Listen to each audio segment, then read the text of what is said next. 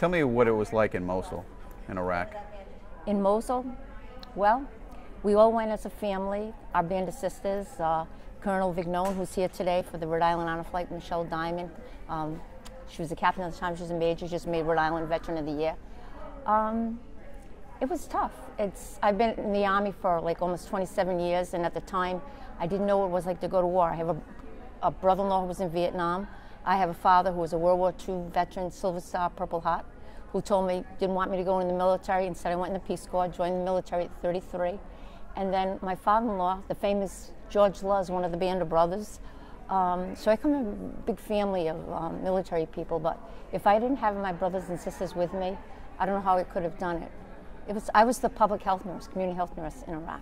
I was a full bird colonel, but I also was the, I don't want to say the party girl, but I took care of all the, made sure everybody was healthy and safe, and took care of all the everything. But you saw the worst of the worst too, Yes. right?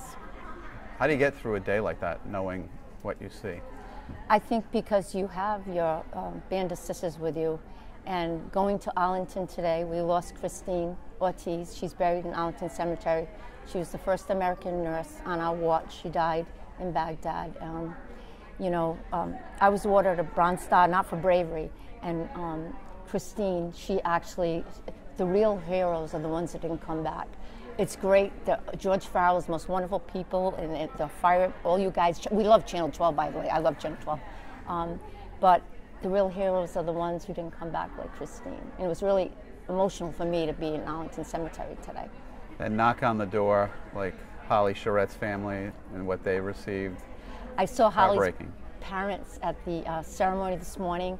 I spoke in Quinessa Country Club, because I wrote the book Nightingale of Mosul, to honor all the veterans in my life, and my nephews who have cystic fibrosis. They're my heroes too. And I'm not a hero, but I think that being in Iraq was for me, being a reservist. I did humanitarian missions, Peace Corps, the Ship Hope. Being in Iraq, unless you go to war, you never experience. And I try not to think all the bad things I saw. I think more of the positive things in my life that, with my family, my second family. They were my second family there. I have a wonderful husband at home, but my band of sisters were my second family in Iraq. And we at a point now where women are really taking a prominent role in the military, finally. Absolutely. We are nurses, but women serve in all kinds of capacities. I mean, military, police, lawyers, everything. We just did our small part. We lost Brian St. Germain. He was my husband's cousin. He was killed in Iraq 2 months before my deployment. We went to Al Asad, was a Marine base, and Holly was the first female Marine. Sempre Fi, I always say, they're the real heroes. But I'm so happy to be here today in Washington, be talking to you, and thank you so much for what you guys do for the veterans. You're welcome. I've seen wonderful pieces on Channel 12.